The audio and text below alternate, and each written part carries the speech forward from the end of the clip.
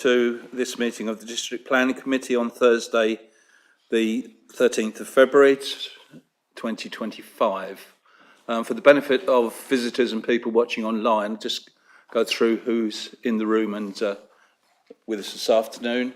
To my right is Steve Ashdown, the Planning Officer, who will be making the representation on the application this afternoon. To his right, Paula Slim, Legal Advisor. Just on the corner is Anne Biggs, the Assistant Director for Planning. And on her right, I'd like to welcome Ian Gledhill from West Sussex County Council Highways Department to answer questions on highways, which I've no doubt there will be one or two this afternoon. On my left is Councillor Sweatman, my Vice Chairman. In the corners are members of Democratic Services who run the technology and keep the minutes for the meeting. And the tables in front of me are the councillors who will be discussing and voting on the application this afternoon. Right, I now move to the agenda. Item 1 is to note substitutions in accounts in accordance with Council Procedure Rule 4. There are none. All the members are present today. So equally in item 2, there are no apologies, as we've got a full house. To receive item 3, to receive declaration of interest from members in respect of any matter on the agenda. If members could show. Councillor Whitaker. Thank you, Chairman. Yes, I'm a member of East Grinstead Town Council and particularly their planning committee, where this application recently came before. Just to confirm that whilst I was present at the meeting, I did not participate in the vote at that meeting, so I come here with an open mind today. Thank you. Thank you, Councillor Whitaker. Councillor Peacock. The same as Councillor Whitaker, exactly the same. Thank you. Declare the same. Thank you very much. Right, moving on to item 4. To agree by general affirmation the minutes of the previous meeting of the 23rd of January 2025. Are members happy that I sign those as a true record? Agree. Thank you very much. Item 5, to consider any items that the Chairman agrees to take as urgent business. I have none. So we move on to the one substantive item on the agenda this afternoon. Item 6, it's DM 232699, land south and west of Imberhorn Upper School, Imberhorn Lane, East Grinstead. I'll ask Steve Ashdown to make the presentation to us, please. Thank you, Chairman.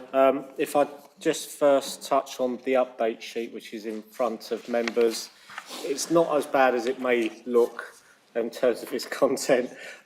So in terms of the recommendations, we've added a couple of bits there underlined. So just to make sure that we have the right authority to discuss those elements within the Section 106 discussions. As you know, we've had some additional representations in terms of formal letters of objection. I've recalculated the total in terms of letters of support, and that's gone up to 88. You'll also note we've had some further comments in from East Grinstead Town Council, which are set out before you. Then in terms of the other changes in terms of to the conditions, most of them are just either tidying up elements or adding some flexibility, given it's such a large scheme, to be able to bring things forward on a phase-by-phase basis. So we make sure that those conditions are appropriately worded to allow for that.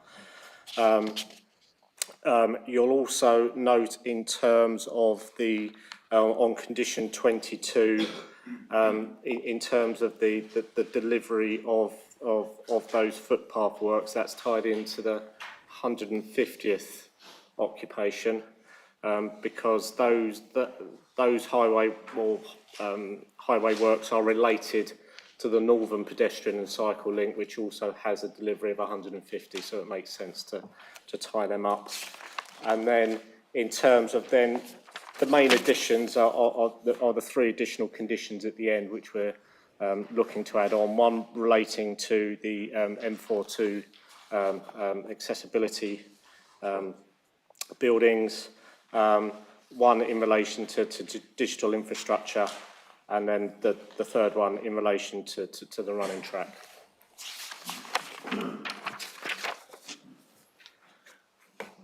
So, turning to the presentation itself.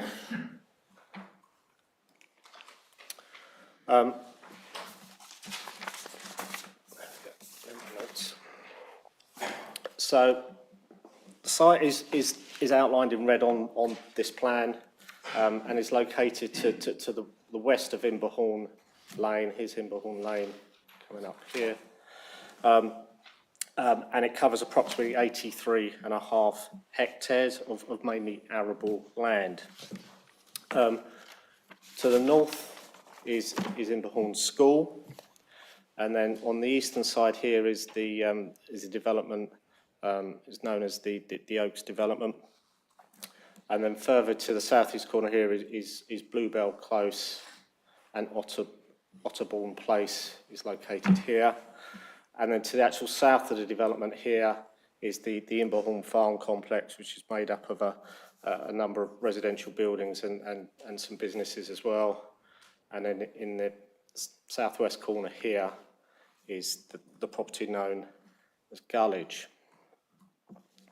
So the site is allocated under policy SA20 of the site allocations DPD, and that is set out in full in your report at paragraph 12.2. So SA20 is this red element here. So the residential element is shown in red here, with the blue, the Sang area.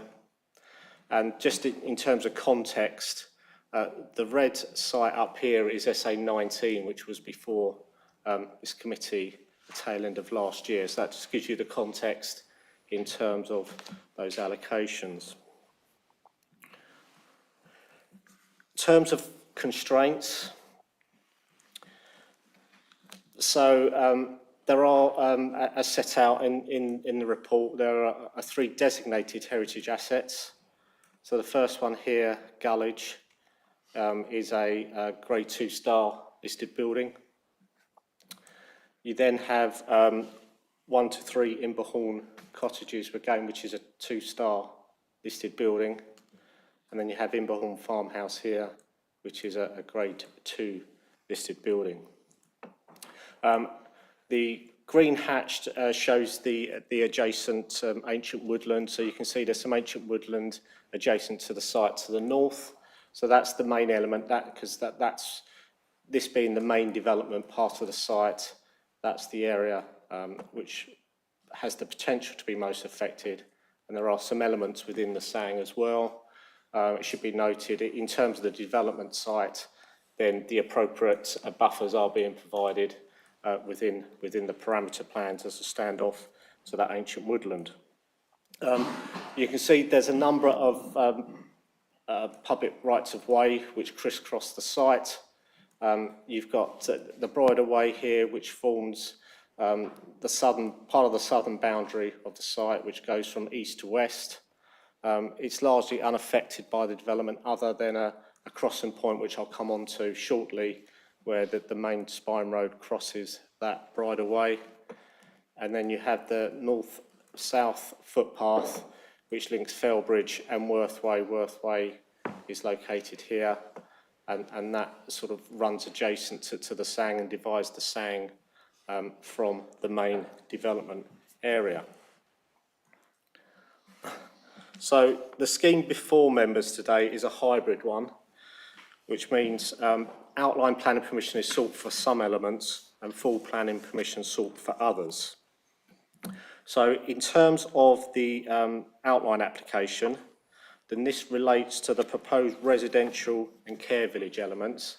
So in terms of the land uses, the residential is this sort of buff colour here, and then the care village is located in the southeast corner here. Also in terms of the outline application is land for a two-form entry primary school, which is the pink area.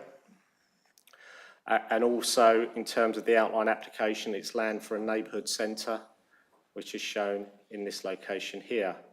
The outline application also includes the open space within the development site, some allotments which are going to be located in the northwest corner of the site here, an orchard in the southwest corner here, as well as the relative associated drainage elements. The site will be served by one singular vehicular access located off Imberhorn Lane in the southeast corner here, and there'll be a pedestrian cycle link to the north here, but I'll cover them in more detail in a moment. In terms of scale, then the light blue here is where the school site is, and in terms of the scale that's being considered as part of this application, it will be up to a maximum height of approximately 10 metres in terms of development. This slightly darker blue is up to 2-storey with approximate ridge height of 11 metres. This darker blue, even darker blue, should I say, is up to 2.5 storeys at approximately 12-metre ridge line, and the extremely dark blue is up to 3 metres and a 13-metre ridge line. So those are the parameters which the application has been assessed against, and any reserve matters would need to comply with. In terms of the green infrastructure, then obviously this plan sets out the proposed open space, which is the light green. The existing vegetation to be retained is shown as this dark green along here, and then you've got the existing vegetation which goes along the eastern side of the site is all being retained, as well as the western side here. New planting is shown as this lighter green colour along here, and also along the northern stretch of the Bridleway here. There will be some vegetation removal. This is shown by the buff colour here, so particularly around the site entrance here.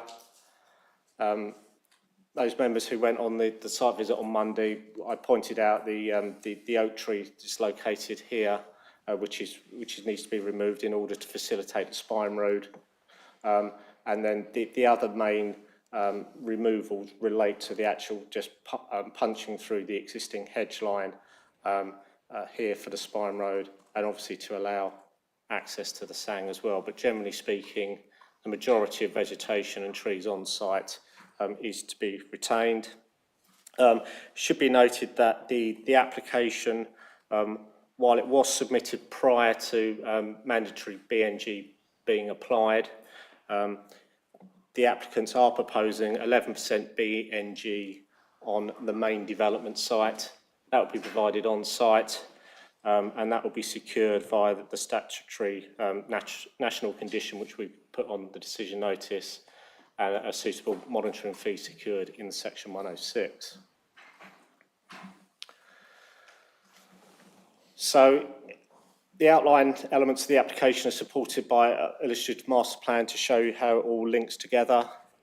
So site access here with the spine road that then goes all the way through to the western part of the site, and then access to the Sang, which is located to the west. This would be the care village element here. It would lead through residential elements, which would then lead through to the centre part of the site where the school is to be located, adjacent to the neighbourhood centre, and with an open space and play space in front of the school in the heart of the development. To the north is the proposed sports facilities, which I'll come on to shortly. And then in this corner here is the allotments, and then you have an orchard down here in the south western corner opposite Garlage. So turning to the elements which form the full part of the application, so that this is the details that are before you are what the applicant wants considered today, and would not be subject to any further submissions other than what's in the conditions. So the first element is the site access. Site access is to be provided off Imberhorn Lane. So Imberhorn Lane runs here, be it a proposed new 4-arm roundabout with an arm serving the care village and then an arm which then goes off into the main part of the site.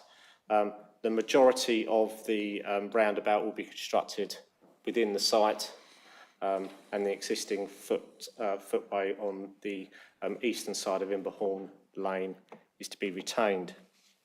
As you can see, the Spine Road weaves through this first part of the site and then crosses the bridleway at this location here. There will be a left sort of arm which will then able to spur off down into rejoin the existing bridleway to serve Imberhorn Farm Complex and Gallage, which already use that access. And there'll be a raised table which would then give priority for vehicles coming across the bridleway into the main part of the site. So also forming a part of the full application today is the Northern Pedestrian Cycle Link. This is to be provided across the existing playing field, and it would link the development with the existing uncontrolled crossing, which is just to the north of Heathcote Drive on Imberhorn Lane. It should be noted that, and as set out in the report, in order to provide this pedestrian cycle link, the applicants do need to take transfer of the playing fields. In order to take transfer of the playing fields, then all the replacement playing field facilities need to be provided, completed and transferred to county before the transfer of this land can occur. And that's why within the condition, I think it's condition 21, the delivery of this link is required by the 150th occupation in recognition of the amount of time and work required in order to deliver those sports facilities first. So then the Spine Road is also a part of the full application, and this goes through the site from east to west in order to provide access to a sand car park at the western end, and it will also provide a link through to the sports facilities which will be provided to the north. So in terms of the sand car park, again, this is all part of the full application. It's 44 spaces with 4 disabled spaces provided at its northern end, which is located just to the east of the existing footpath, which comes up here, and then all the land to the west of that footpath forms the proposed strategic SANG. Again, this is all part of the full element of the application. The design of the SANG has been discussed with Natural England, and following revisions, Natural England are happy with the design of the SANG. And on the left-hand side here is just an aerial view of the existing fields, which are essentially arable agricultural fields of no particular overall characteristic, and obviously there will be significant work in terms of enhancements, particularly from an ecological point of view, to that area there to make it suitable for a SANG purposes. And then moving on to the final elements of the full application are the actual sports facilities themselves. So, what's proposed is an artificial football pitch, a running track, a pavilion building, car park, and then 2 natural turf pitches. This picture at the top here is a potential summertime layout showing a cricket pitch, and the one at the bottom here shows a winter provision with potentially a football pitch and rugby pitch. So in terms of the pavilion and its associated facilities, will be served by a 40-car car park, which will have 5 disabled spaces and 2 coach spaces. And then the pavilion itself is a simple rectangular building, 2 changing rooms for the teams, official changing rooms, and then a small kitchen and hall. Again, simple design, twin pitch roof. We're content the design is of high quality. There is still some discussion, I think, in terms of the final finishing in terms of the materials, but that is covered by a condition.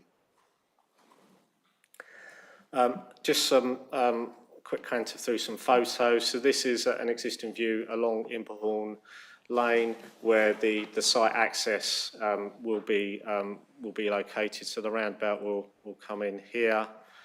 These are the existing properties to Bluebell Close, which are referenced in the report. This is the existing uncontrolled crossing to the north of Heathcote Drive. This is where the northern pedestrian cycle link will come out and connect to. And this is just a view across the field in terms of where that link will come through. The trees and the buildings you can just about see in the background here are in the Oaks development, which is that one to the east of the site. This is looking north across the site from a permissive footpath which runs behind the Oaks development adjacent to the development site. So this is looking north towards where the sports facilities would be located. And then this is looking south back towards across the site. And just along here, this is where Imperhorn Farmhouse is located behind these trees. And you can just about see the buildings here in relation to the farm complex. These are just a couple of views looking, one looking west and one looking east across the main part of the residential site. So this is the existing bridleway, which we saw was quite well used while we were down there Monday, even on a cold Monday morning. So that will be retained, and obviously in terms of the development will be offset to provide a screen along there. And this is the western end of the main development parcel here. This is the boundary to the public footpath which runs along here with the Sang located to the west. And this is just a view across the main part of the Sang looking north towards Fellbridge. So in terms of everything, you have a detailed report and assessment of all the relevant issues associated with the proposal in front of you. While the site is allocated for development, as proposed, by reference to policy SA20 of the site allocation and development plan document, as the council is currently unable to demonstrate a 5-year supply of deliverable housing land, and having regard to footnote 8 of the NPPF, the tilted balance set out in paragraph 11D of the NPPF is engaged and is the key test in determining the application. It is set out in the report at 12.7, but for just everybody's reference, para 11D states where no relevant development policies or the policies which are most important for determining the application are out of date, granting planning permission unless any adverse impacts of doing so would significantly and demonstrably outweigh the benefits when assessed against the policies in the framework taken as a whole, having particular regard to the key policies for directing development to sustainable locations, making effective use of land, securing well-designed places and providing affordable houses individually or in combination. So having regard for that test, it's considered that provision up to 550 dwellings, including affordable housing, a care village of up to 150 units, a strategic SANG, land for a two-form school, primary school, and a neighbourhood centre on a site which is required to support the delivery of housing needs for the council up to 2031 should be given substantial weight in support of the application. Other economic benefits derived from the development, such as construction jobs and future resident spend, can be given moderate weight in support of the application. The proposal will provide a strategic SANG and provide 11% BNG on site. It's considered these should be both given significant weight in support of the proposals. The proposal is considered to constitute sustainable development and is considered to comply with the development plan when read as a whole, which should attract substantial weight in support of the application. In respect of matters such as highways, drainage, ecology, design, air quality and contaminated land, archaeology, Ashdown Forest and mineral, any impacts can be mitigated, and as such it's considered that these are neutral in the overall balancing exercise that needs to be done. Some adverse impacts have been identified. While it's accepted the development on this greenfield site will have a dramatic impact on its visual appearance, this is a consequence of the site's allocation, and as such this impact can only be given limited weight. Some impact on residential amenity has been identified, but this harm is not considered to be significant and is policy compliant, and as such is only given limited weight. While the identified less than substantial harm on the setting of the identified heritage assets is considered to be outweighed by the public benefits that flow from the development, this harm nevertheless needs to be given great weight in the determination of the application. Also, the proposal will result in the loss of habitat for arable nesting birds on the site, which cannot be mitigated. But given the small population that will be impacted, it's considered that limited weight should be attached to this adverse impact. In weighing up these issues, when taken together, it's not considered that the adverse impacts of the development will significantly and demonstrably outweigh the benefits. In these circumstances, the NPPF states that permission should be granted and there are no other material considerations which would alter this planning balance. It's therefore your officer's recommendation that permission be granted, Chairman. Thank you very much, Steve. Before we move on to speakers, I will, for the record, say that I received, it was addressed to me personally, a letter yesterday, too late to go into the representations, someone suggesting we would be in breach of our legal responsibilities if we determined this application today. I've discussed this with the legal and planning officers and they are content that we are legal in all respects and there's no reason why the meeting shouldn't go ahead. Right, now move on to the speakers. The first speaker is Councillor Lee Gibbs from East Grinstead Town Council. Now the speakers are limited to 3 minutes and I will try and indicate, if I can see, depending on which corner of the screen is. Before you start, could I ask the gentleman there if he wouldn't mind moving across a bit so that I could see the corner of the screen, because that actually shows the timing. It may be easier if we move the other way, but thank you very much. Okay, so each speaker is allowed 3 minutes and the time starts when you start speaking. I will try and indicate when there's a minute left, and at the end of it, I would ask you to wrap up in 1 sentence if you're still speaking. Right, so Councillor Gibbs. Thank you very much, Mr. Chairman. Good afternoon, members. I'm here making remarks on behalf of East Grinstead Town Council as the chairman of the Planning Committee. So we've discussed this application on numerous occasions, the most recent being 3rd of February this year. Various factors have been considered over the course of this time, and we've been very interested to keep an eye on the back and forth between different parties. The specific issue, however, of the A22-A264 junction, otherwise known as the Star Junction, has not seen the attention we would have hoped and remains a key stumbling block from our point of view in giving support for this application. The committee will be fully aware this junction is widely acknowledged to be operating at overcapacity. There could be no doubt, was this application to be approved now, that this issue would be further compounded, let alone alongside the wide-ranging developments proposed in this area of the town, in the region of 1,200 homes and including a major chain supermarket. All of these developments will rely heavily on the ability for road users to navigate this stretch of road and the junction in particular. The joint corridor study by Surrey and West Sussex County Council has been of great interest to us in the hope mitigations for these concerns will be sought and recommended. However, said mitigations have not thus far been forthcoming, aside from an apparent belief that active travel measures will square the circle. From our point of view, looking at the cumulative impact of both SAs 19 and 20,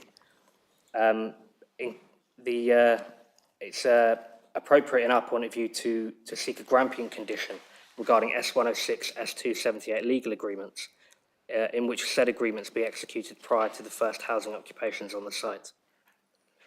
Whilst specific highways pinch points have been referenced in S106 discussions, and we welcome this, including the A22 Imberhorn Lane junction, the Star Junction, the aforementioned Star Junction, has so far been left off. Thank you. So far been left off the table with regards to any firm commitments.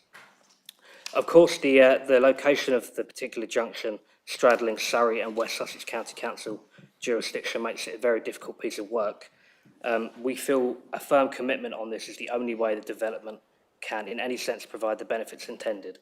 I therefore would implore the committee to recognise that until a workable plan for adequate mitigation works on the Star Junction specifically can be resolved between the relevant parties, this development is not fit to be approved in its current form, and this should be observed as a red line in granting any approval going forward. Thank you very much. Thank you, Councillor.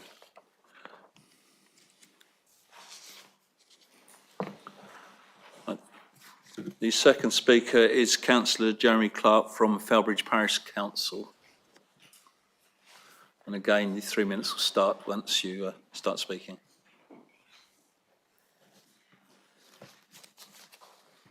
Thank you. You are told of the great importance applied to protection of the heritage assets associated with this site, 2 of which are Grade 2 star. Once harmed, that cannot be reversed. What is not clear in the report is that the site allocation agreed by the inspector had its residential car entrance at the northeast corner of the site. But the application now has the entrance passing very close to the 3 of the heritage assets. The impact of the noise and vehicles is identified as a cause of very significant impact of the setting of the assets by your officers, but the decision to relocate the entrance is not justified within the report. Historic England provided 7 recommendations to reduce the harm. They recommended relocating the entrance back to the position the inspector approved. This recommendation has been ignored without justification. They recommended changing the layout of the Sang to reflect the historic landscape of small fields and shores. This has been ignored as it will appear more as a country park, according to your conservation officer. The council has failed to provide clear and convincing justification for the harm to the heritage assets caused by failing to implement any of the Historic England recommendations, contrary to NPPF paragraph 213. Compliance with paragraph 215 is irrelevant when there are other schemes, including the one the inspector approved, that deliver the same number of houses but with less harm to our heritage. Today you're being asked to approve the final layout of the Sang and the relocation of the residential access, despite these failing to minimise the harm to the historic assets when they could have enhanced them. The inspector specified that the mitigation development must be to the satisfaction of both Surrey and West Sussex Highways. Surrey Highways raised no objection in their initial response before they received the primary school places forecast, which show the primary school site will not be required within the time frame of the housing.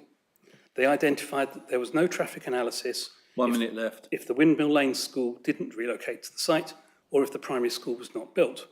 Surrey Highways requested this information to assess the impact upon their junction, as car journeys to one of the closest alternative primary schools would pass through the Felbridge junction.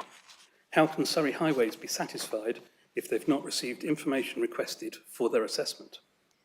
We support Surrey Highways' requirement that the improvements to Felbridge junction are secured as part of any planning permission. The improvements identified by the applicant will provide additional capacity and are not prejudicial to the options being considered by the corridor project. Therefore, we want a planning condition that the works will be implemented before 50% of the housing is completed. This development creates a guaranteed increase in traffic on an already severe junction, so residents need a guarantee that these highway improvements are implemented within the development construction phase. Thank you. Thank you, Councillor. Councillor Clark. Right, the third speaker is Terry O'Neill, a resident of East Grinstead.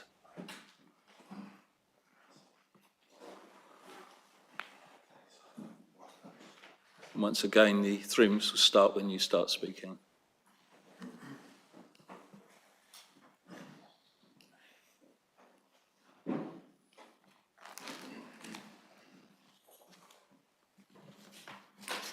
Thank you, Mr. Chairman.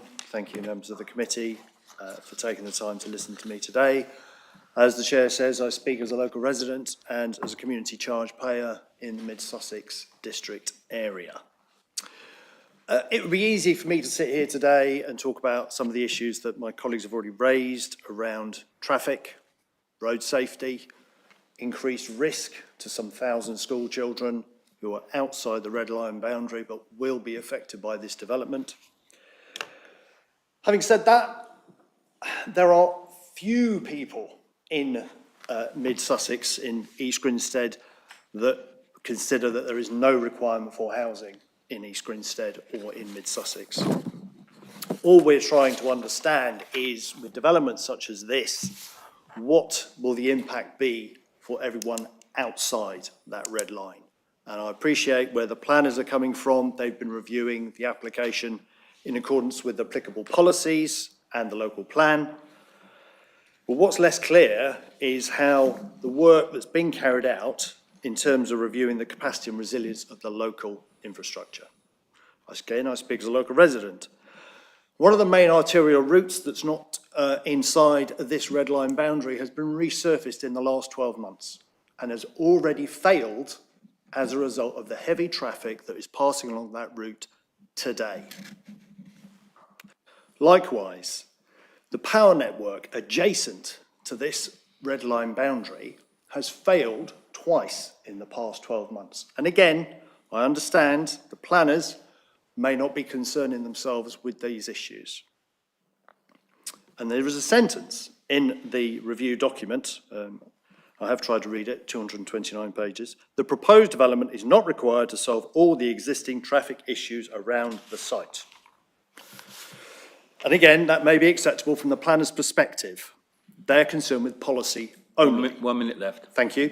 The role as guardian and protector for the community surely therefore lies with you as the committee and as members of this committee reviewing this application today. The need for progress is understandable. But shouldn't the committee concern itself with how to encourage new development? Sorry, I'm going to have to read this, my apologies. I thought it was good wording, that's why I wrote it down. How to encourage new development whilst ensuring the enhancement and protection of your existing communities. Thank you. Thank you very much.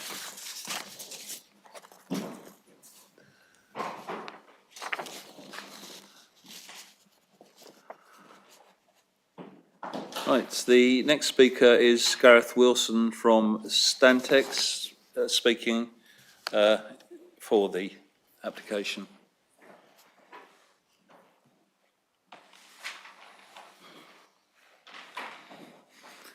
And again, the 3 minutes will start when you start speaking. Good afternoon. Committee members, thank you for your time.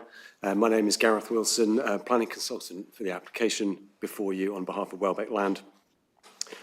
This proposal is the result of nearly 10 years of dialogue and collaboration with planning officers and the local community through local plan promotion and the subsequent planning application process.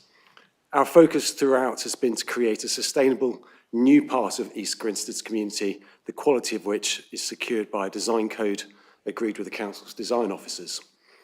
First and foremost, 550 new homes will be provided to support young people looking to get a foot on the housing ladder, growing families searching for a bigger place and those wishing to downsize. 165 of those will be affordable homes, from one-bed rented properties to full family-sized homes. Our proposal also includes a 142-bed care community to be developed on-site by an established provider. Alongside these homes, we've worked closely with West Sussex County Council to provide land towards the centre of the development for a new primary school, with early years and SEND provision. Just opposite the school, a new neighbourhood centre will be provided, giving space to a number of retail and community uses. We also wanted to ensure that this proposal brings significant new facilities that are useful to those living in East Grinstead, not just those who come to live in the development. In line with the Town Council's ambition to see Imberhorn Lower School and the upper schools consolidated on a single site, the development provides almost 10 acres of high-quality Sport England certified facilities for use by the school and the wider community. These include a new floodlit running track with bleacher seating, a pavilion, changing facilities, cricket nets, car and bus parking, pitches suitable for football, rugby and cricket. And importantly, a community use agreement will ensure the facilities are available to all, including the town's sports clubs.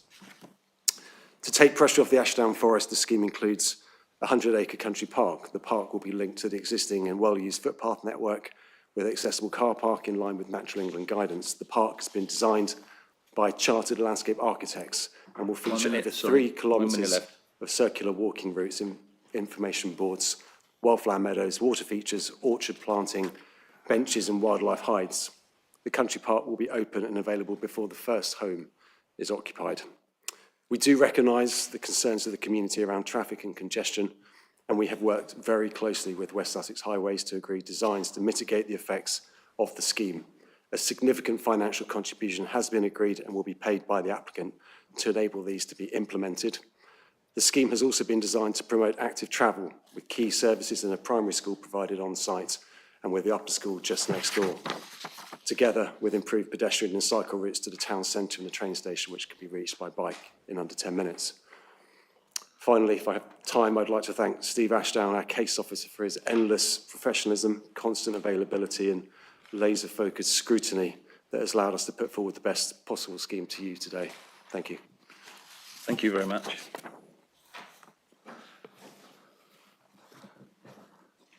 Right, the next speaker is Bob Shelley from East Grinstead Sports Council.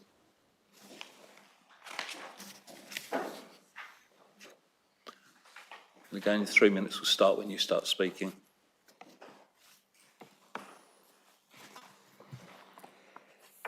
Good afternoon, and thank you, Chairman. I lead East Grinstead Sports Council, a thriving body which unites and supports our local sports community. This development comes at a time when we have a worrying deficit in our local sports infrastructure, particularly playing pitch capacity. It is evidenced regularly by our clubs and also documented by the Council's own inventory studies in recent years. Against this backdrop, the development offers a compelling opportunity to take advantage of a large-scale housing proposal to mitigate some of the shortfall. We've been aware of the development for several years and have familiarised ourselves over time with the sports provision being envisaged. Through discussions with Welbeck, it has become clear to us that the new sports facilities will be situated on over 4 hectares of additional gifted land. Also, that they deliberately set out to significantly overachieve against their minimum obligation with the specification of the new sports facilities, in addition to retaining all of those that currently exist. We have also consulted with our sports clubs and other potential users to provide input on their design to the developers team. Welbeck have responded constructively to this and incorporated improvements where they were practically achievable. In addition to our work, the sports national governing bodies, who are statutory consultees, have sought to robustly defend the school's existing sports facilities, Also, to refine the specification of the new ones to align with latest design practice and operational considerations. Both have met with positive responses. The application will, as it should, be determined by this committee, taking into account the significant national housing imperatives on the one hand and the local challenges on the other. If consent is given, the sports facilities resulting from this development will provide a useful and much needed addition to our local provision for football, athletics, cricket, rugby and other sports and exercise activities. Finally, to achieve this, we will require community access. 1 minute left. Imberhorn School is very positive about its intention to provide that access. As a consequence, on behalf of our sports community, I can put on record that we enthusiastically support this application. We look forward to continuing to work with other stakeholders to refine the specification of the facilities and develop the management of them for both the primary user, the school, and our sports and wider communities. Thank you. Thank you very much. Right, the next speaker is Millie Dodd, who I'm assuming is a resident of East Grinstead.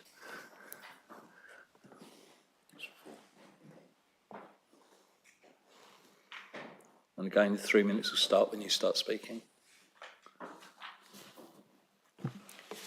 Good afternoon. My name is Millie Dodd and I'm the Senior Communications Manager at Just Build Homes.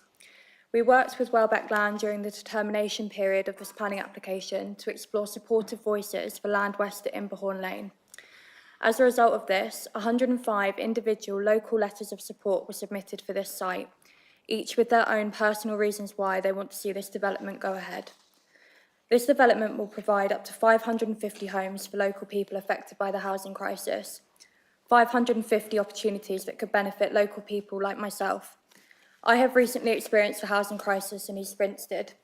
Viewings fully booked hours after a home is listed, homes being rented the same day as advertised, having to offer considerably over the asking price to even be considered as a tenant, which leaves me, a 27-year-old university graduate working in a senior management role, still living at home, unable to rent, let alone buy.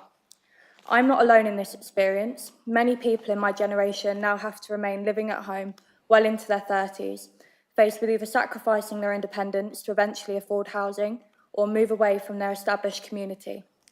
This was echoed by 23-year-old Matt Wilkins. Being a local, struggling to find my own place, the promise of affordable homes hits close to home. It's the hope of finally getting onto the property ladder, either through buying or renting. And 27-year-old Natasha Firminger. I endorse the scheme as it promises to enhance our local community, particularly by addressing the pressing issue of affordable housing for young people. Personally, I'm experiencing difficulties in accessing the property market due to high costs, making the prospect of home ownership seem unattainable. Support also came from the older generation, with many over 55s referencing concern for their children and grandchildren being able to find housing. Jacqueline Smith, a 55-year-old homeowner who lives less than a 10-minute drive away from the site, said, "It's important to address the housing shortage in our area. My own son is currently struggling to find a home, and my own daughter struggled with inadequate housing. It's clear that many, especially the younger generation, face immense challenges in securing stable and affordable homes. A key theme of support was the benefits this development would bring to the community. Barbara Gibbon, a local homeowner, said, "The comprehensive plan, encompassing not just houses but also community areas, a school and open spaces, addresses the pressing need for homes and enhances the community infrastructure." Almost everyone in this room will know someone affected by the housing crisis, and there was a strong recognition of this amongst the supporters of this scheme. Christy, a local homeowner, said, "I believe this development is a step in the right direction towards addressing the housing crisis in our area. We need more options for the young and elderly people. You as councillors have the opportunity today to help people like Matt, Natasha, Jacqueline, Barbara and Christy, as well as many other residents in your area. You can help them by approving this scheme and giving local people the homes they need. Thank you." Thank you very much. Right. Final speaker is Councillor Ian Gibson, speaking in his capacity as the County Council member for this area.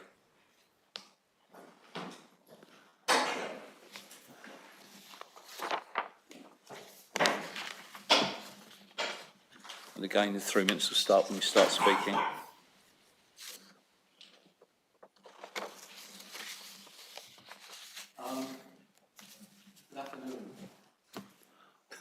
Good afternoon, committee members, ladies and gentlemen. I'm speaking today as County Councillor for East Grinstead, Imberhorn and Crawley Down. I want to raise a specific point on highways that's not being raised elsewhere. As County Councillor, I'm familiar with the Felbridge Junction, but it is the adverse traffic impacts on the local road network to the south of the site that I want to highlight to members today. In 2021, I accompanied the District Plan Inspector, Mr. Fox, on his site visit to both SA19 and SA20, walking through the sites from Crawley Down Road in Felbridge to Imberhorn Lane and finishing at the junction with Heathcote Drive.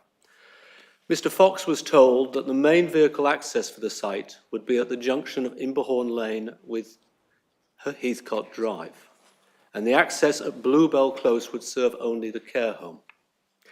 As you've heard, the applicant is now proposing a roundabout at Bluebell Close as the single vehicle access, and the Highways Authority has raised no objections. My concern is that the decision to relocate the access to the south of the site will mean more traffic from the site will turn south along Imberhorn Lane to avoid the heavily congested Felbridge Junction. This in turn will lead to more vehicles travelling to the west through Turners Hill Crossroads, which is recognised as one of the most heavily congested junctions in the district. Committee report does not identify any measures to mitigate the impact of the extra traffic at the Turners Hill Crossroads, and I want to ask that this should be reviewed and the need for mitigation at the Turners Hill Crossroads should be assessed to the same level of detail as the impact on the extra traffic at the Felbridge Junction. Thank you. Thank you, Councillor Gibson. Right, before we go to members, I'll ask Steve Ashdown if he would like to respond to any of the points raised by the speakers. Thank you, Chairman. Just a couple of points. First, in terms of the location of the access, we've heard reference to the inspector approving an access at the northern end. The policy is quite clear. The policy doesn't indicate where that access should be, just that a suitable access needs to be provided on Imberhorn Lane. So in terms of the development proposed, it does comply with the policy that the inspector approved, and that does not indicate exactly where that access needs to be located. And then in terms of the second point, just in terms of the some of the impacts on terms of the heritage assets and in particular the comments from Historic England. I think it's fair to say any development on the site will have an impact on those heritage assets. And while Historic England did highlight some elements which they thought could help mitigate that impact, even if those had been undertaken, you would still have less than substantial harm to those heritage assets. So in terms of the impact that you have in front of you in the report, it's recognised that there is less than substantial harm to those heritage assets, and that would have occurred even if the developer had undertaken all the requirements that Historic England asked for. It should be pointed out, in terms of the design of the SANG, the purpose of the SANG is to mitigate the impact on the Ashdown Forest. So the design of the SANG is particularly important in that respect, and that's why Natural England have been involved to ensure that the design of the SANG is appropriate for its use, which is for mitigation to Ashdown Forest, rather than having or looking at it in terms of the impact on the listed building. So I think I just wanted to raise those 2 points, Chairman. Thank you. Actually, at this stage, I'll ask Ian Gledhill if he wants to make any comments on the transport issues that have been raised. Thank you, Chairman. Just to say one thing, and that's just to reiterate that we're looking for severe impacts based on the MPPF. So a lot was said today about existing congestion issues on the A22, which are fully acknowledged. They are identified within the very detailed TA that the applicants have put forward. The impacts from this development are, in the view of the County Highways team, are less than severe. Again, we do have mitigation proposed for the A22 in the form of a scheme of works and a contribution to the wider A22 study. My final remark before I let the committee debate the matter is regarding the A22 study itself. That is an ongoing study. The outcomes of that are unknown. Timelines, I wouldn't want to kind of predicate or kind of predict anything based on that. So I think the committee do need to very much view this application on its base, on its merits, without kind of giving too much weight to the A22 study and its unknown outcomes. Thank you, Chairman. Thank you, Anne. Right, we open the floor to members. And ask the ward councillor, Councillor Whitaker, to open proceedings. Thank you, Chairman. Before I speak substantively, it's really addressing the point of particularly Councillor Gibbs and Councillor Clark in their public statements about the Star Junction. As we've got Mr. Gledhill here, thank you very much for attending, sir. And this is addressed to both of you and Mr. Ashdown. The Town Council, you will have heard repeatedly over the last 2 years particularly, has asked for some sort of guarantee that the Star Junction will be dealt with a technical solution, not kick the can down the road in a corridor study, with the greatest of respect, which is really what has happened and what is happening. So what guarantee can this district council, Mr. Ashdown, and the county council, Mr. Gledhill, give to residents of East Grinstead for that junction, please? Thank you. Which one of you would like to take that first? I'll open proceedings, shall I? Well, you know, it's the adage that, you know, you have to consider what's in front of you. You know, the application, you're considering the impacts of this application on in this particular instance, the impact on the local highway network.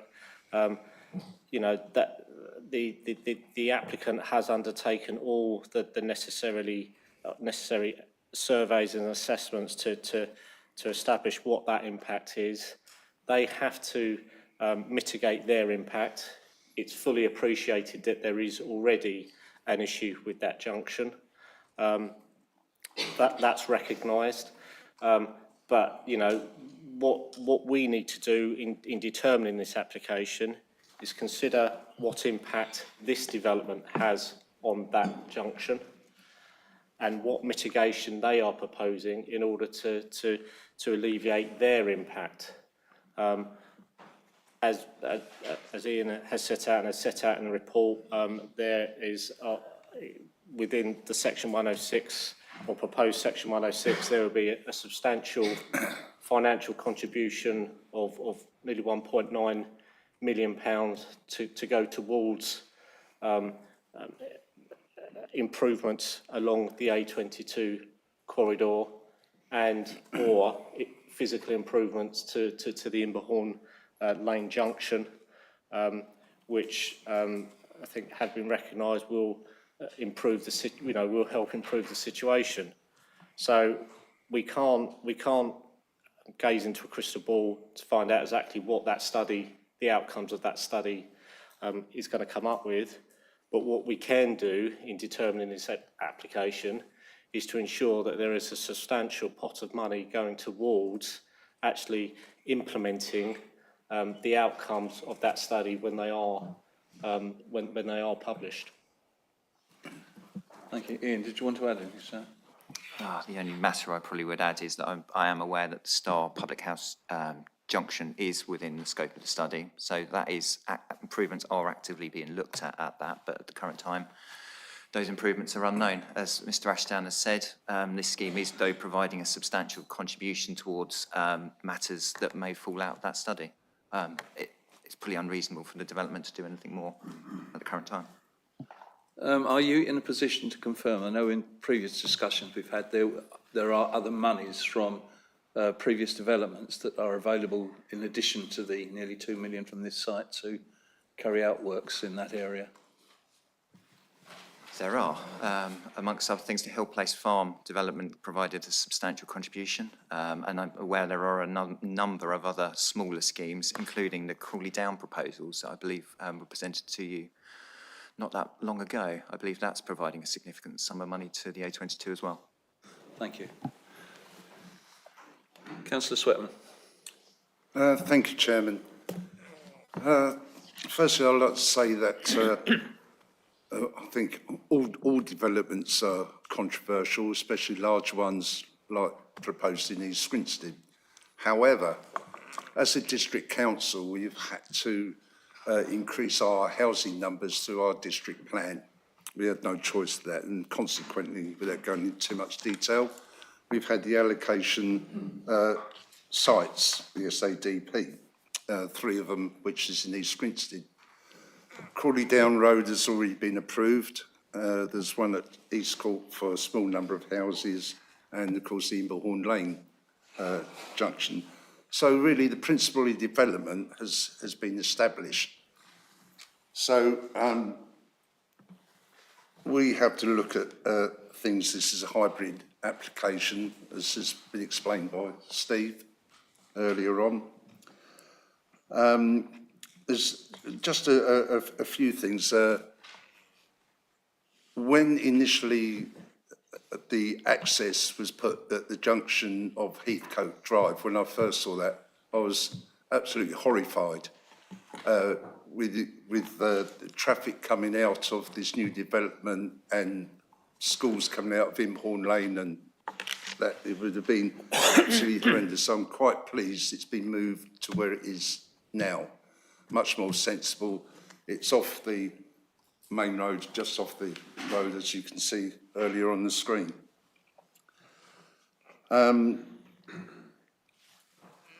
What I would ask, I think the main concern about this development is the infrastructure and the impact on traffic, and I think Mr. Gledhill has explained some of it.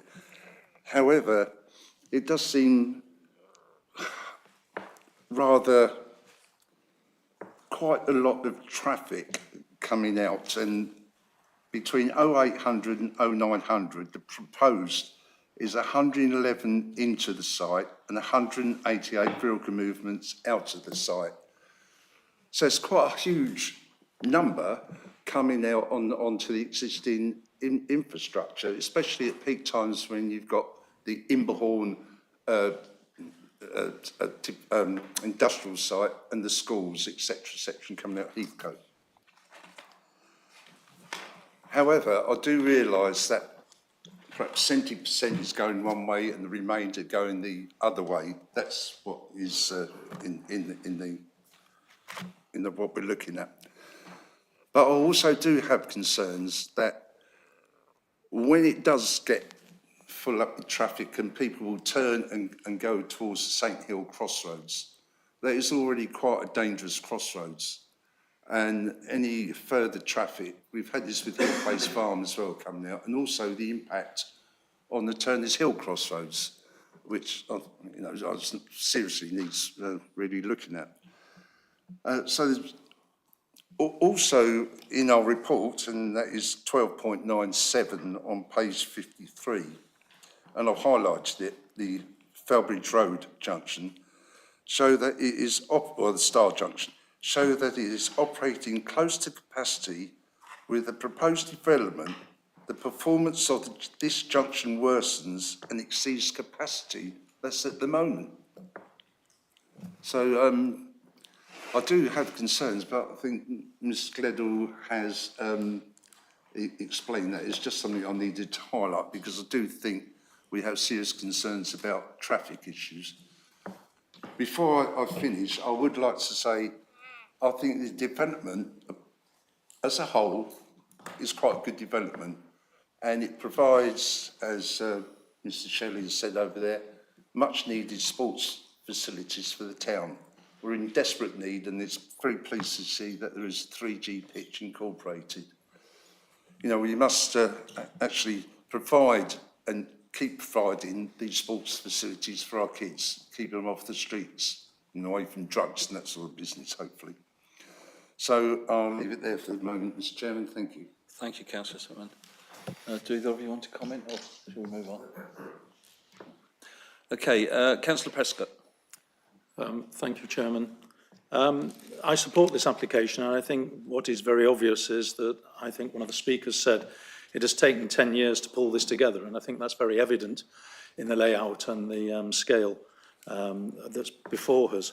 The 2 points I want to make, though, are centred around design, and when we come to condition some elements of this. Looking at the Mid-Sussex Design Guide SPD and the National Design Guide, I'd very much like to see conditions that materials are chosen that are both aesthetically pleasing and robust, somewhat like the Woodgate development that we have in Mid-Sussex, and not like the substandard cladding that we see on some of the Rocky Lane developments, where they have not weathered well in a short period of time. I also would like some provision to be made for the sports pavilion and public building, that again sympathetic materials would be used, again like the buildings in recent industrial buildings in Bolney and Slough and the Pets at Home building, where the materials are very sympathetic to the landscape, not unlike the Haywards Heath Rugby Club, where it is grey cladding and red trim, where it just stands out a mile in a very open landscape and is totally unsuitable. And then finally, is there provision, or can there be provision for EV charging the SANG, the sports pavilion and the public building? I could not see anywhere, that, although there would be a condition element, I couldn't see any reference to that. Thank you, Chairman. Thank you, Councillor Preston. Yeah, I'm sure the question of materials for the houses will be covered in reserved matters, but did you want to comment about the sports facilities and the parking?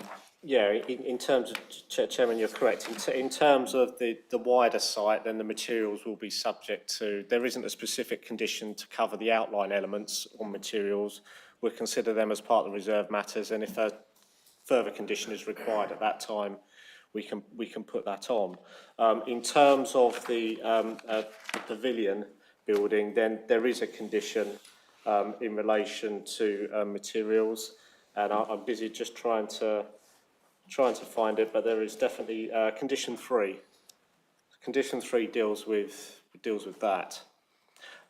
In terms of EV charging, then in terms of the sports car park, then it is being future-proofed, so there will be the capability to put EV charging there. But in terms of I'm not aware that the similar facility is available on the SANG car park. And then obviously in terms of any parking within the neighbourhood centre, then we can consider that at the reserve matter stage. Councillor Peacock. Yeah, thank you, Chairman. Well, this is a controversial application, we all know this. It follows in line with other applications in the district, particularly in the south. It's got many merits to it, particularly around sports facilities that the town needs, housing, and also the SANG. The key elephant in the room, and it's something that certainly councillors from East Grinstead always are asked about, is the traffic network. And the reality is, I'm not saying this for show, the reality is we have to go with the competent authority on highways, and that is Mr Gledhill and West Sussex. My question, I've got a few questions on that. Why are we still in a situation that after 12 years after the Atkins report, or 13 years after the Atkins report was published, when it had do something, do minimum, where basically it was, I think, 900 and something for do something, houses to be built. We're 12 or 13 years later, we've approved or built something like 2,500 houses. How does it take so long that we're still in a situation where the joint study on junction improvements and road improvements on the A22, which we all know is an issue, Surrey is aware of it, West Sussex is, all the residents are, and these are the questions my fellow East Grinstead town councillors and district councillors are asked, and county councillors, how are we we're at this situation where we don't know what's going to happen.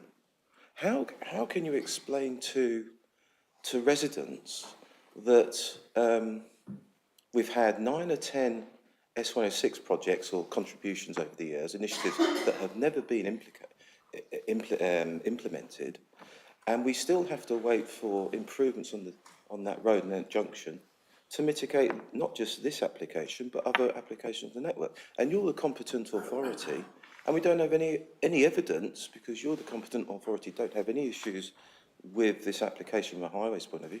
This committee's got very, very limited routes to go. That's the first thing. Because it won't stand, let's face it, it's not going to stand up at appeal. And it puts us in a very difficult position as councillors.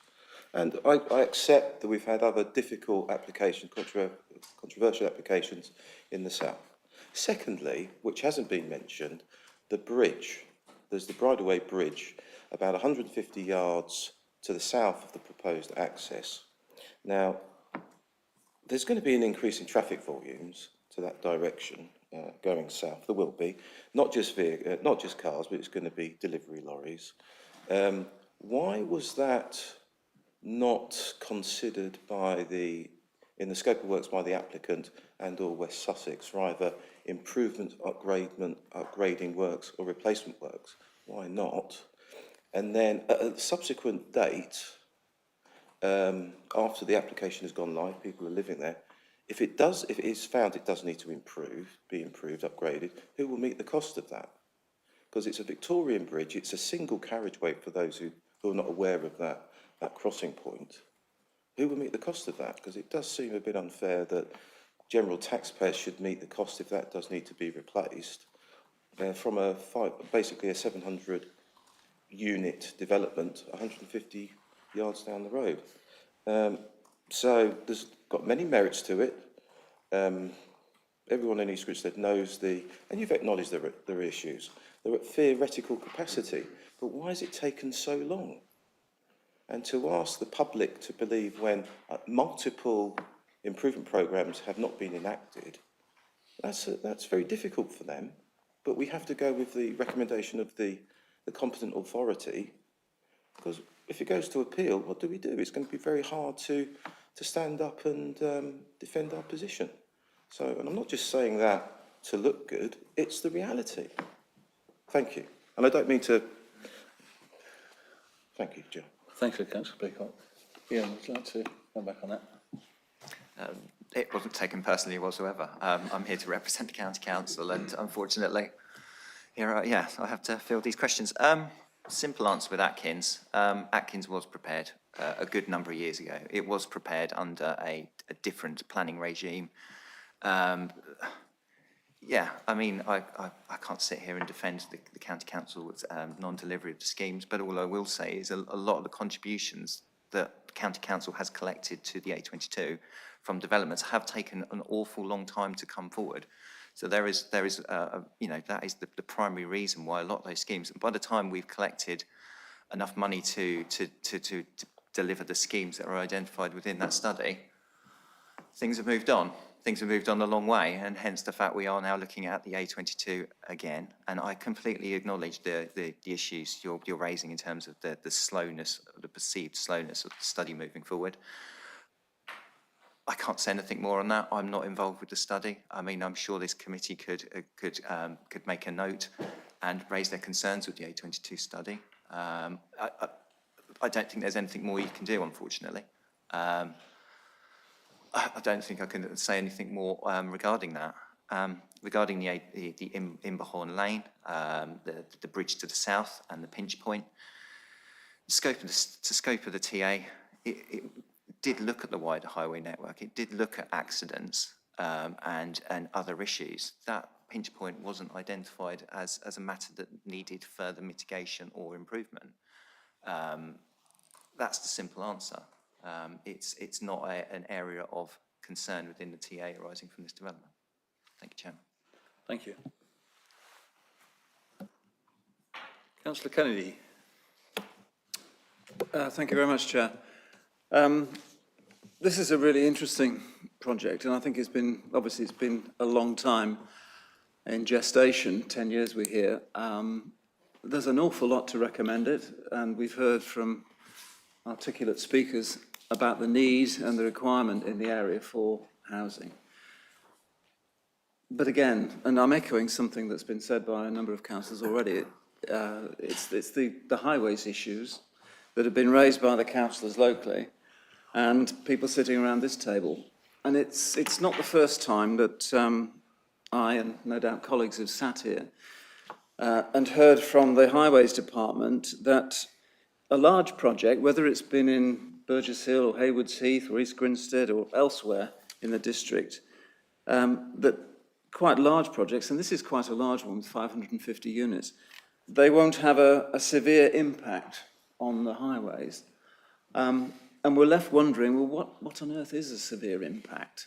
What is the quantitative measure of severity, and how far are we away from reaching severe in this particular case? Smaller developments with perhaps 200 houses that we've made decisions on. We were told again there that there wasn't to be a severe impact. And it would be just useful to know how far this development was away from having a severe impact on the highways. I mean, did it have to be 700 units or 1,500 units? It leaves us in a very difficult position, I think, and it would just be very useful to know what that might be if you could give us some sort of indication.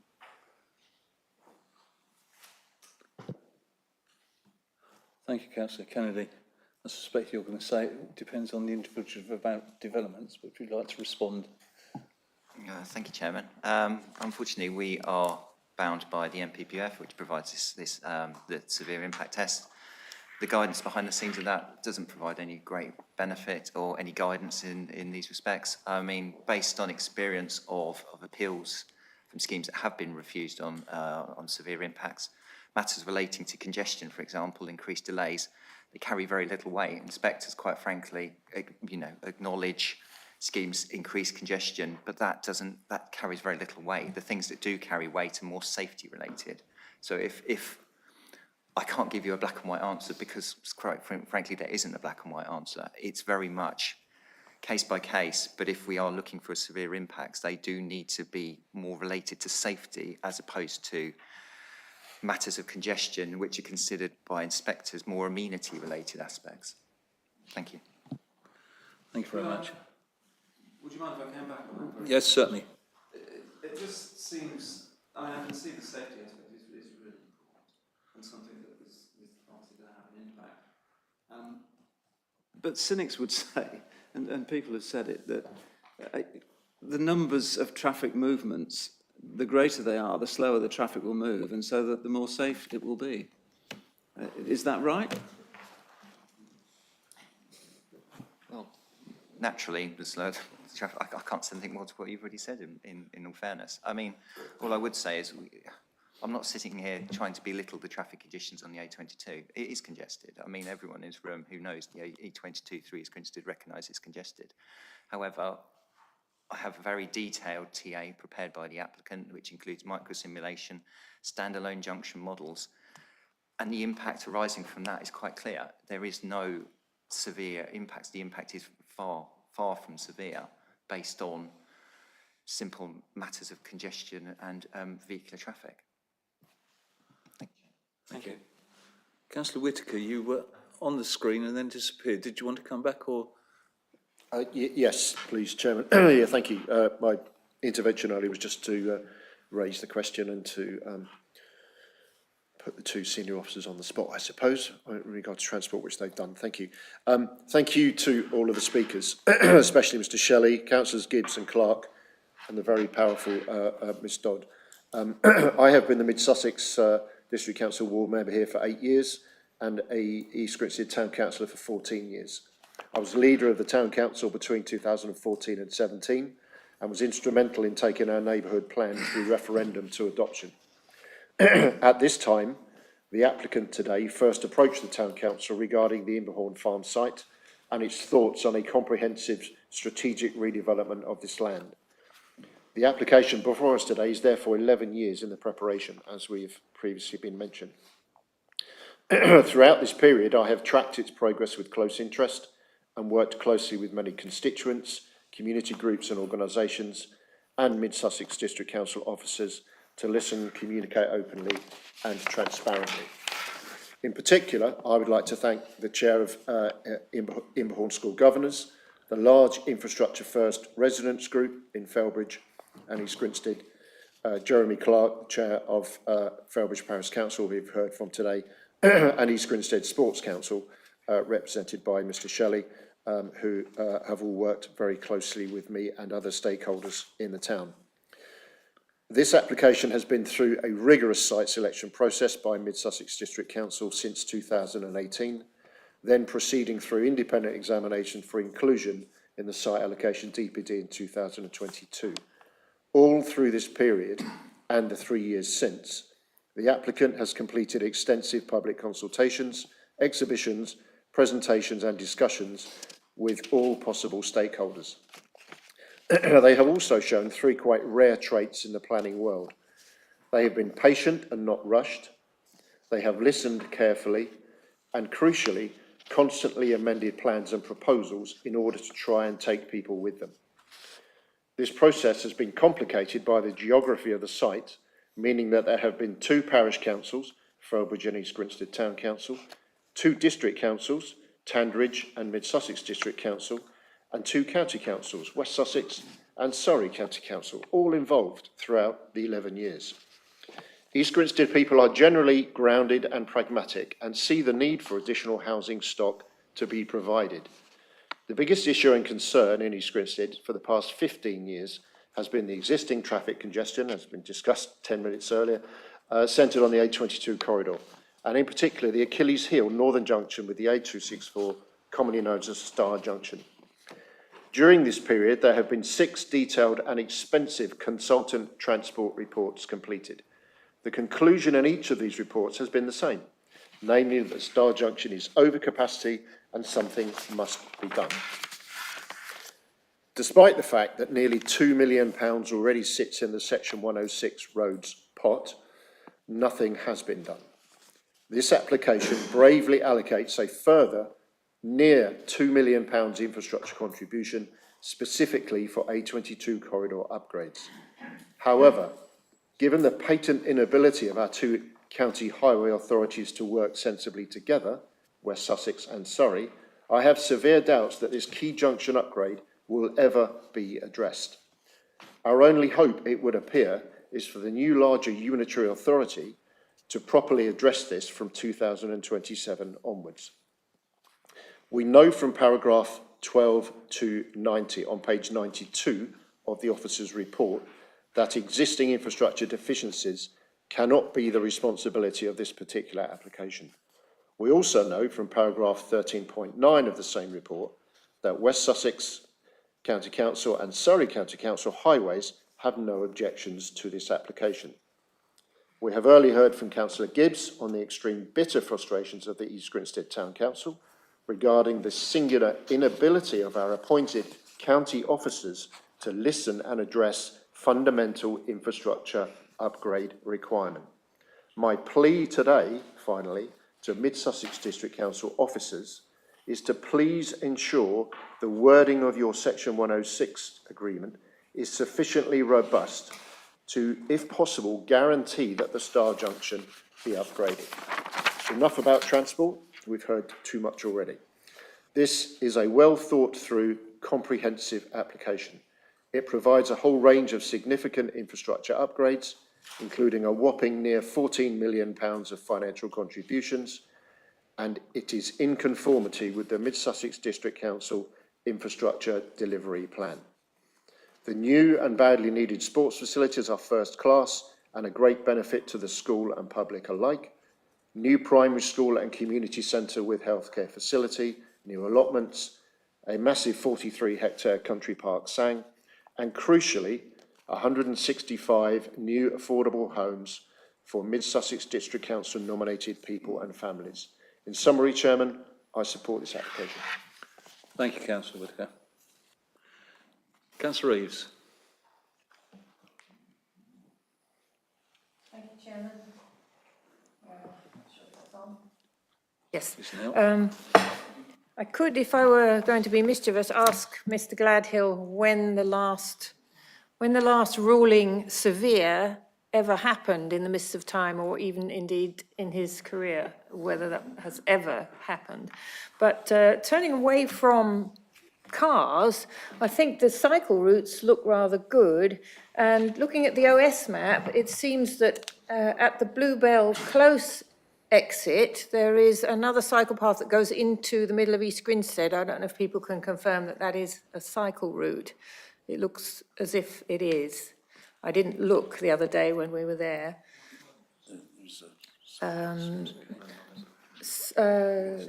sports pitches, yes, all very good, but what, no hockey? I said this for the outdoor sports.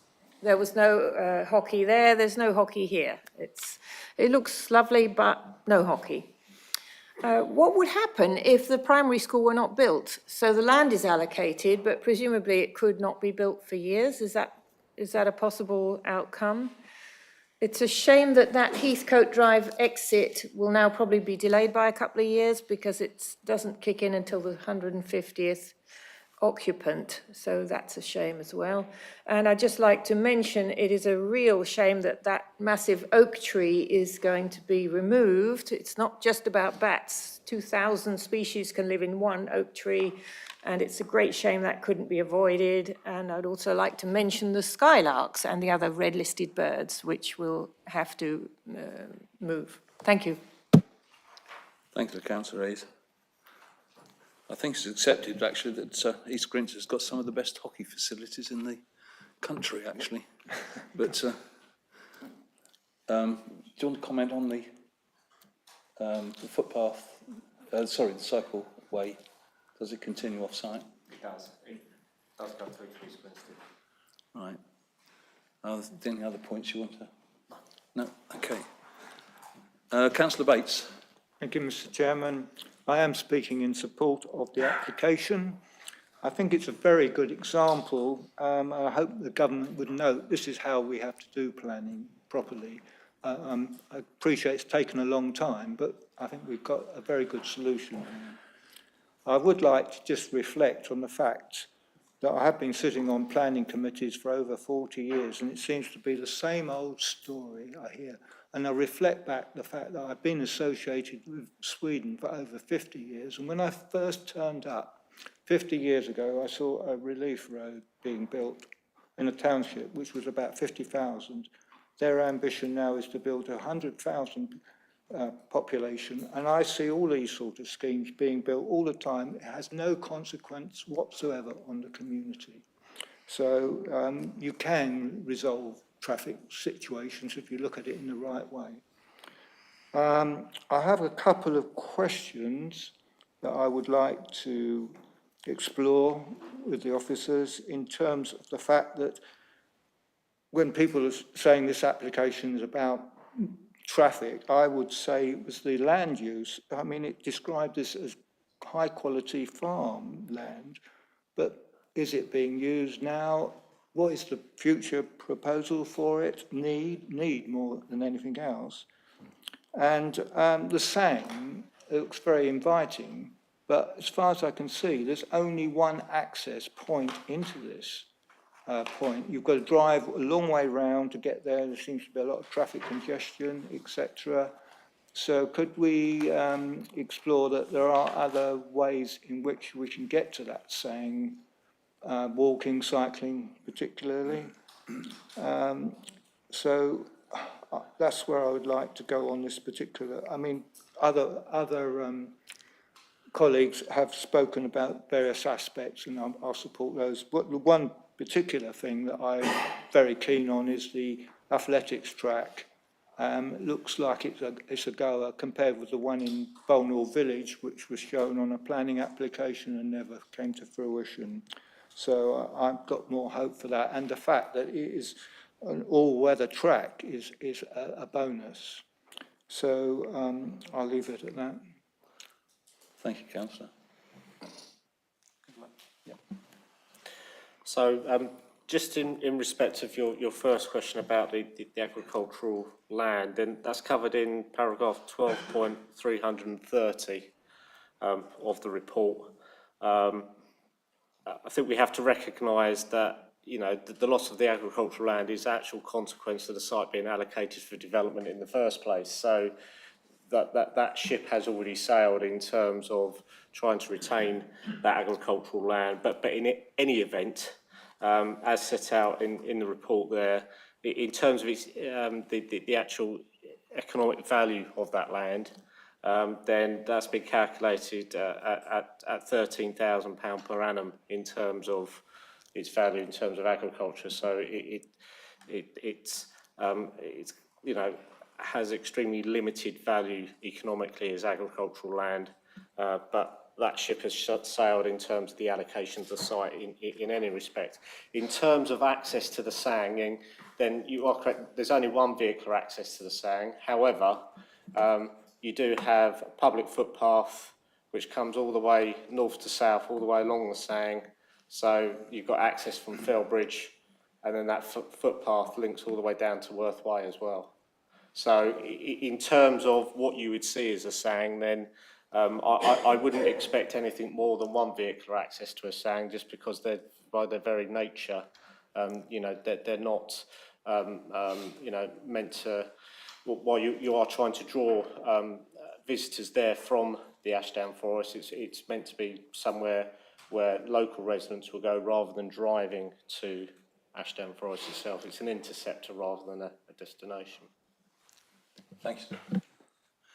Councillor Jackson. Thank you, Chairman. I first of all agree with most of what Councillor Whittaker said in his well-presented sort of description of the site. Various points I'd like to make. First of all, the principle of development on this site was established with the site allocation document, so therefore the development is allocated for that on that site. Secondly, I very much welcome the sports facilities, both to enhance the facilities for the school and use for the general public. In terms of the listed buildings, certainly I noticed the gullage. There is in that corner a sort of orchard, and when the orchard trees become mature, that will provide additional screening to the actual development, housing development. A big issue which was talked about was the traffic and the total inadequacy of the traffic network around East Grinstead. In fact, when I was working in East Grinstead over 20 years ago, I always avoided the Fellbridge junction, the A264 and going south into East Grinstead, because it's always very, very congested at peak periods. I always retreated south down towards Turner's Hill. In terms of this, there's always been a problem with East Grinstead. I can remember the times when we had a proposal for an East Grinstead bypass, but because Surrey County Council, East Sussex County Council and West Sussex County Council couldn't get their act together, this thing didn't take place. And obviously, in the future, if they have a second runway at Gatwick with an increased demand for traffic east-west across this part of Sussex, it'll make the situation of A264 even worse. On the other hand, I think it's been a well thought out and well considered development, and I'm all in favour of supporting the application. Thank you, Councillor. Are there any other members? Councillor Berger. Thank you, Chair. I certainly support this application. I just have a question around how practically suggestion of a commitment from the District Council that the S106 funding would not be removed or deemed expired after a set period of time if the funding hasn't been used. The reason I'm asking for this, we got a development in Hassocks, the Ockley Park of 500 houses currently under construction, and including that was supposed to be a primary school. Now, we had a meeting with County this week, and we were told, due to the falling numbers, we will not get the primary school. And if that doesn't change within the next 8 or 9 years, that funding will, of course, be lost. My question is really how practical would it be for Mid Sussex to commit to that? Usually speaking, in terms of financial contributions, then the normal time period for use of those is usually 10 years. Yes. So we usually have 10 years, and that's what's generally put in there. In terms of things like the obviously the transfer of the school and delivery of the school site, in this particular instance, that would be something for West Sussex as the Education Authority. That element of the Section 106 they will negotiate, and will negotiate. I'm sure there'll be a time limit within there in terms of whether they then need to commit. Okay, so in terms of committing to delivery of that particular site, I think in terms of the legal agreement is still under discussion at this minute in time. And as I've been reliably informed by legal colleagues sitting next to me, I think that the draft at present, particularly in relation to the highways contributions, relates to 15 years rather than 10. So that gives, recognising that particularly delivering around highways issues can be quite complex, particularly given the issue with the two highways authorities. So, in terms of highway contributions, then we are looking at 15 years, 10 years for the rest. I think it would be slightly unreasonable to expect, where no time limit to spend those type of contributions on, because ultimately we're collecting those contributions to mitigate the impact of this development. So therefore, those funds do need to be spent, and they do need to be spent in a timely way in order to ensure those mitigations are dealt with, Chairman. Thank you. Heaven forbid it should take 15 years for the road improvements to come to fruition. Yeah, I mean, I think we are all aware of the highway problems, the site, and as it's been stated, the highways authorities have said that in their view there isn't a severe impact. Other than that, I think generally the scheme is a good scheme. And the only comment I would make is I sincerely hope that the school and the other facilities get built and used, because having just had a similar size site in Copthorne where we ended up with no school and no doctor's surgery on the site, and the developers now coming back to say, please, can we build more houses? So I sincerely hope, and I no doubt the East Grinstead councillors will be on the backs to ensure that they do get delivered. If neither councillors wish to speak, can we move to a proposer and seconder for the application? Councillor Sweatman. Propose. Thank you. Councillor Overidge, thank you very much. Right, so if we can move to the vote, and it is on the recommendation plus the amendments in the update sheet.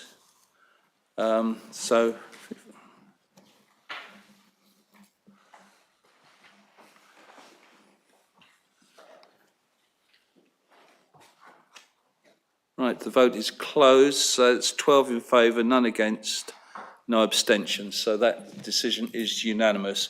And for the benefit of people watching online or who aren't totally aware how these things work, I will read the total recommendation out. And it's the majority of it is the revised recommendations in the agenda update sheet. So, para 3.1, it's recommended that planning permission be granted subject to completion of a Section 106 legal agreement to secure affordable housing, SANG, infrastructure contributions, a neighbourhood centre, including a possible NHS facility and appropriate community space, land transfer of the primary school site, biodiversity net gain, allotments and orchard, open space, play area, playing fields, running track, highways and PROW works, travel plan and monitoring fee. BNG monitoring fee and the conditions set out in Appendix A.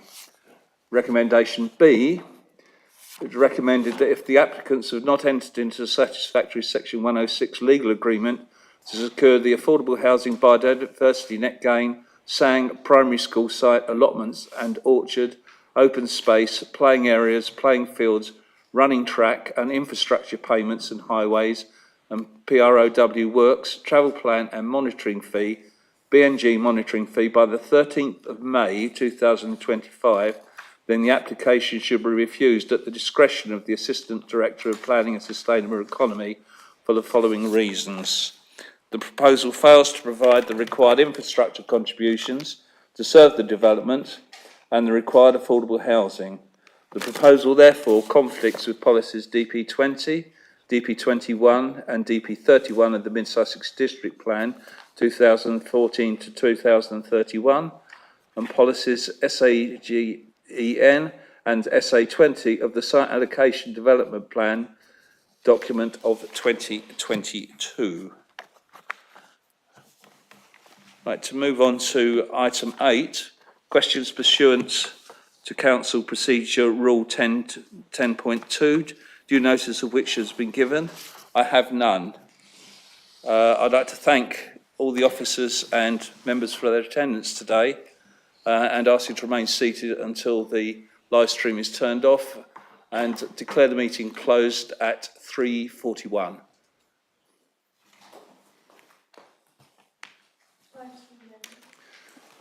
Thank you very much, everybody.